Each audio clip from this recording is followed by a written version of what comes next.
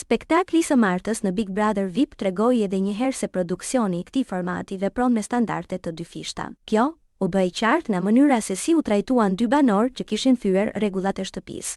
Nga njëra anë, Rogerti u dërgua në televotim të përhershëm, pavarësisht se që nga dita e parë ka ofenduar, ka cenuar dinjitetin dhe moralin e banorëve, si dhe ka shkelur rregullat në mënyrë të përsëritur. Nga ana tjetër, Casey u përjashtua me njëherë nga gara për një deklarat ofenduese ndaj Kristit. Me sa duket për produksionin, ofendimi i familjes dhe cenimi i njëtetit personal peshon më pak se sa orientimi seksual i një banori. Në rastin e Caseyt, masa ishte ekstreme, ndërsa për Rogertin, i cili ka pasur sjellje problematike të vazhdueshme, toleranca ishte dukshëm më e madhe. Kjo krijon bindjen se produksioni vepron nga frika e reagimeve të shoqatave LGBT dhe jo mbi bazën e rregullave të barabarta për të gjithë. Nëse cenohet familja, duket se nuk ka rëndësi. Nëse preket një temë sensitive për produksionin, dënimi është maksimal.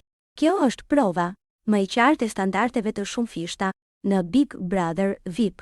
Po ju, si e shihni këtë vendim? I drejt apo i gabuar?